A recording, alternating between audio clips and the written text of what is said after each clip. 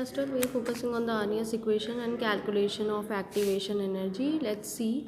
Basically, Arrhenius was a scientist. He proposed, you can say, a proper equation for describing many things: the effect of temperature on the rate of reaction, and the rate constant also.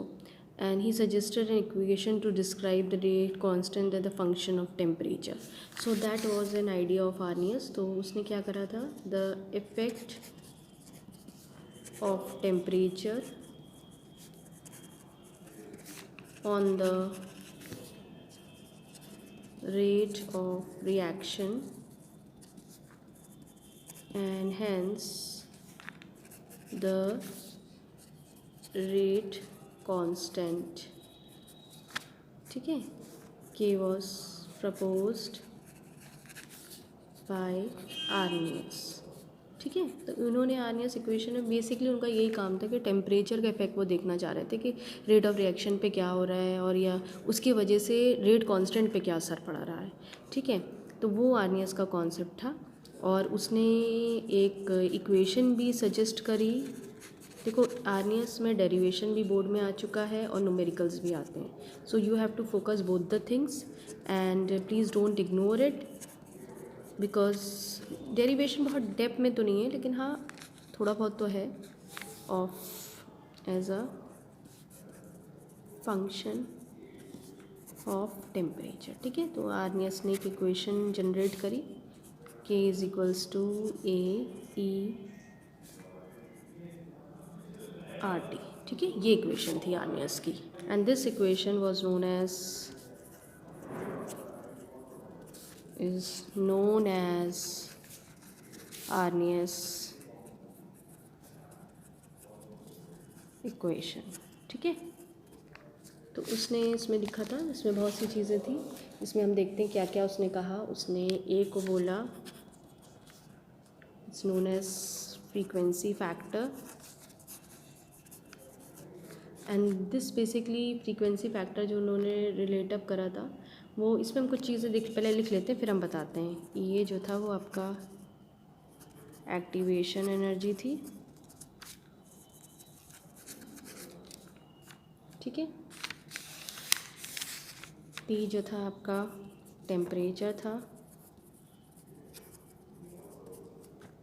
और आपका constant था, आपको value पता है R की. ठीक, so please these things were there. Gas constant, इसको लिख लो गैस कांस्टेंट और इसे लिख लो एब्सोल्यूट टेम्परेचर. ये चीज़ है.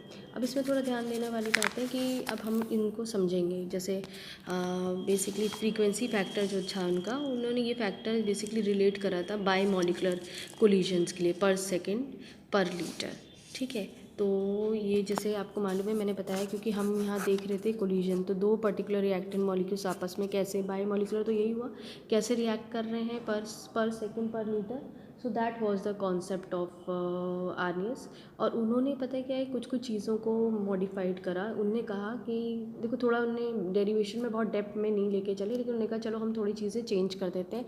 जैसे टेम्परेचर है और यहाँ पे आप देख रहे हैं अपना K रेट कांस्टेंट है, एक्टिवेशन एनर्जी एक्सपोनेंट साइन पे ऊपर है. ठीक है, R है, T है. तो these things were there but he modified many things over here. So जैसे ए का भी आप समझ गए हैं ना, ए फ्रीक्वेंसी फैक्टर आपके पास है. तो फ्रीक्वेंसी फैक्टर कैसे आप रिलेट करते हैं कि इस कंटेनर में पर्टिकुलर बाई मॉलिकुलर जो मॉलिक्यूल्स जो है वो आपस में कैसे कोलिजन कर रहे हैं, है ना, और पर सेकंड पर लीटर में. तो वो चीज़, उससे आप अपना ए की वैल्यू निकालते थे. और एक्टिवेशन एनर्जी तो I have already discuss in my previous video कि जो रिएक्टेंट मॉलिक्यूल होते हैं उनके पास एक्स्ट्रा अमाउंट ऑफ एनर्जी होती है और तब वो कोलिजन पे जाते हैं. उसी एनर्जी को, जो एक्स्ट्रा एनर्जी होती है, उसको हम एक्टिवेशन एनर्जी कहते हैं. Temperature you know, gas constant you know, it has the values, different values. Please see the question paper, the values will be given to you as you have to choose according to your question whatever is been asked. ठीक है, तो वो उससे ये vary करेगा. now let's see how the derivation he has generated. now suppose when t is, अगर उसने एक इन्फिनाइट कंडीशन में दे दिया है और उसने इस तरह से अपना, हम वही कह रहे हैं ना, इसमें डिटेलिंग ऐसा है नहीं। और ये दोनों जो आपके ए और ई हैं वो एक करेक्टरिस्टिक्स हैं रिएक्शन के, जिनको उसने आर्नियस ने इनको ई और जो ए और ई जो एक्टिवेशन एनर्जी और जो फ्रीक्वेंसी फैक्टर थे, इन दोनों को आर्नियस पैरामीटर्स कहा, ठीक है, अपने रिएक्शन का। और टी जो था वो एब्सोल्यूट टेम्परेचर था, ये हमें अच्छी तरह से मालूम है। तो ये ध्यान रखना कि अगर both A and R Arrhenius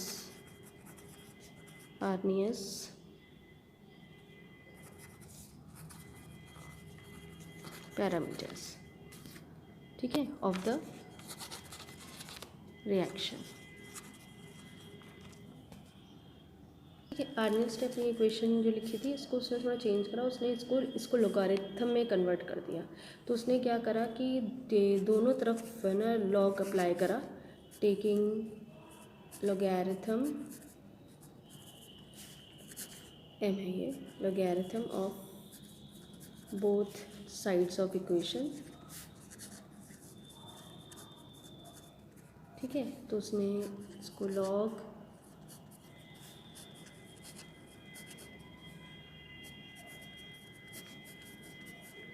ठीक है, अब इसको कन्वर्ट कर रहा है कॉमन लॉग में, इस इक्वेशन को कन्वर्टिंग टू कॉमन लॉग,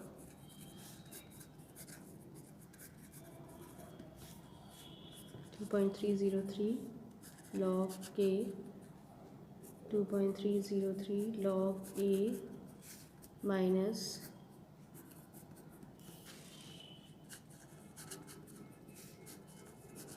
तो ये आपका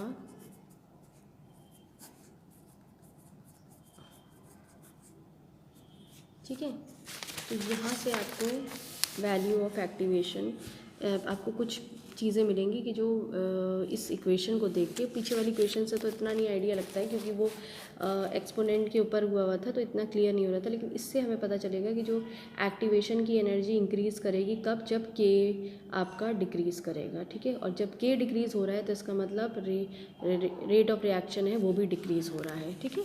तो इससे आपको क्या हुआ, अगर एक्टिवेशन ये लिख देते हैं, value of activation energy increases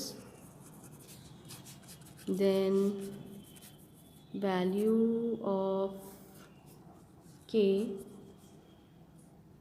decreases,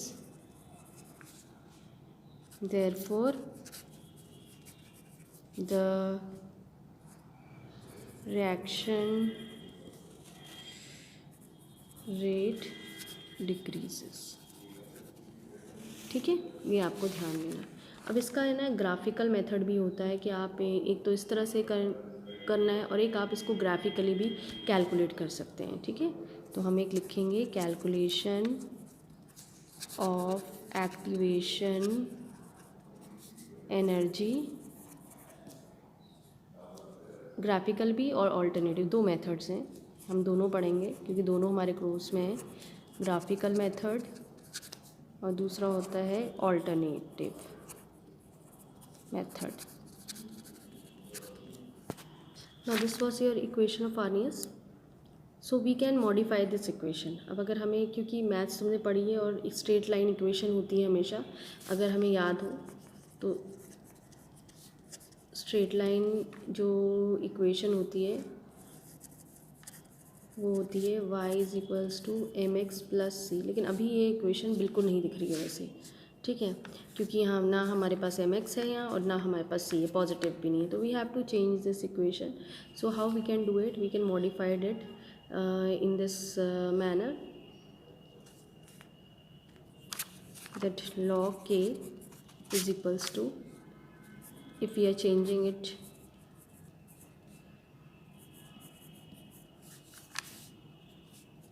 plus log a, है ना, नेगेटिव वाला पहले लिए हैं, पॉजिटिव वाले को यहाँ, अब ये हमारा इसी फॉर्म पे आ रहा है। Now we can plot, you know when you are plotting this thing with this thing, this equation always gives you a straight line. So this y=mx+c gives a straight line ठीक है, तो हम एक graph plot कर लेते हैं, और हमने ग्राफ प्लॉट करा है 1/t से log k की वैल्यू लिख लेते हैं. Now this is the graph. This graph we have seen many times कि always when you are applying this y is equals to mx plus c में अगर हम प्लॉट करते हैं स्ट्रेट लाइन हमें मिलती है. स्ट्रेट लाइन यहाँ पे मिल रही है, मैंने अलग अलग पैरामीटर से, और ग्राफ जो है हमने log k अगेंस्ट 1/t हमने प्लॉट करा है, और हमें स्ट्रेट लाइन मिल रही है. यहाँ पे देखो स्लोप से हम वैल्यू जो निकालते हैं -EA/2.303 इसकी वैल्यू निकलती है, और हमारा इंटरसेप्ट से हमें log a की वैल्यू निकलती है. ठीक है, आपने log k की और टेम्परेचर भाई आपको पता ही होगा, तो उससे और log k की वैल्यू आपको पता होगी, तो उससे आप आराम से log a की वैल्यू निकाल सकते हो, और स्लोप इसकी वैल्यू है वो भी निकाल सकते हो. ठीक है, तो इंटरसेप्ट जो लाइन जो है वो बेसिकली हमको log a की वैल्यू हमें दे देती है, जिसकी स्लोप से you get the value this thing. तो बाय कैलकुलेटिंग भी ग्राफ से आपने कैलकुलेट कर लिया, देख लिया, और आपको आराम से वैल्यूज़ मिल गई हैं. आप आराम से इसमें, because you know the value of slope also, you know the gas constant, तो कांस्टेंट है उसकी वैल्यू हमें पता ही होती है, तो हम एक्टिवेशन एनर्जी की आराम से क्या है वैल्यू निकाल सकते हैं. तो जैसे हमें स्लोप से वैल्यू पता चली, क्योंकि स्लोप हमारा ये दिया ही रखा है, तो हमें भाई वैल्यू ऑफ स्लोप हमें मालूम है. ठीक, एंड गैस कांस्टेंट जो हमारा आर है उसकी वैल्यू भी हमें पता है, तो हम एक्टिवेशन की we can calculate the value of activation energy. तो कैसे निकालेंगे, आपको अगर याद हो हमने अभी पीछे देखा रखा है, slope is equals to minus this thing upon 2.303. तो आर स्लोप की वैल्यू आपने कैलकुलेट कर ली. ठीक है, आपको जो भी गिवन हो, और आपको एक्टिवेशन में आर की वैल्यू आप कर लेंगे, तो आप ये हो जाएगा आपका -2.303 और ये आर इंटू स्लोप. ठीक है, इससे आप अपना निकाल लेंगे. तो easily you can easily calculate, है ना. अब फ्रीक्वेंसी फैक्टर है, फ्रीक्वेंसी फैक्टर अगर आप देखते हो तो फ्रीक्वेंसी फैक्टर जो ए है वो कहाँ से can be calculated from the intercept C. भाई ग्राफिकल कभी बार पूछ लेते हैं, न्यूमेरिकल इस पर नहीं आएगा, ये पूछ लेते हैं तो यही सब चीज़ें लिखी जाती हैं. ठीक है, अब ऑल्टरनेटिव मेथड देखें.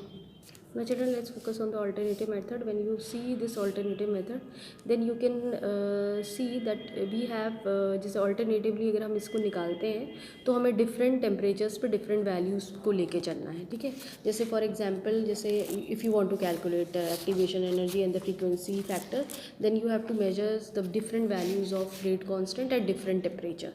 So हम alternatively जो method होता है, alternatively या alternatively E and frequency factor जो होता है, sorry A, can be determined by measuring the values of rate constant. क्योंकि हम पहले ही देख चुके हैं डिफरेंट टेम्परेचर पे रेट कांस्टेंट की डिफरेंट वैल्यूज़ होती हैं एट टू डिफरेंट टेम्परेचर. ठीक है, तो चलो हम करते हैं. K1 एंड K2 हमारे रेट कांस्टेंट है at two different temperature T1 and T2.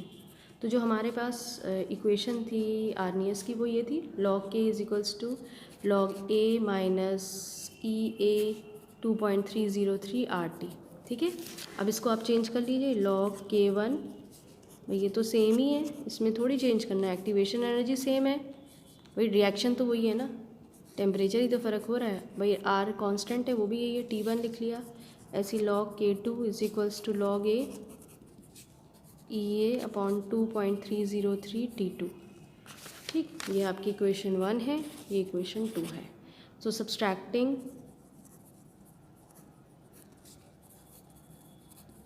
Equation 1 from equation 2 we get, आपने क्या करा रखा है, log माइनस K1.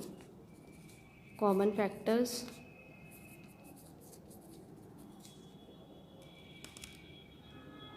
आर, ठीक है, 1/T1 माइनस 1/T2,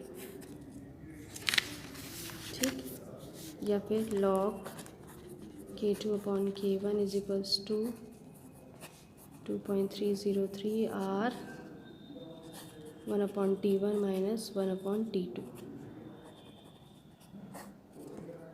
ठीक है। तो यहाँ से आप आराम से एक्टिवेशन एनर्जी की वैल्यू निकाल सकते हैं, ठीक। तो इसमें वो कोई इशू नहीं है। आर की वैल्यू आपको गिवन होगी, ठीक, वहाँ से आप कर लेंगे और आप आराम से अपनी कैलकुलेशन कर लेंगे। तो this way we have consider about the Arrhenius equation, different methods, graphical method also and alternative method also. Numerical में देखो बेटा ये वाली इक्वेशन बहुत काम आती है और पीछे जो हमने देखा है वो भी इसका डेरिवेशन कर लेना। ऑल्टरनेटिव मेथड भी, ग्राफिकली भी, आर्नियस की स्टार्टिंग भी और numericals. So I think this is clear to you. Arnius method, we'll make a video on different numericals on different parts that has been remaining in the next video. This is only the theoretical portion, जो derivation आता है या definition आती है Arnius की, या graphically पूछ लिया जाए, alternative method पूछ लिया जाए. So please prepare accordingly.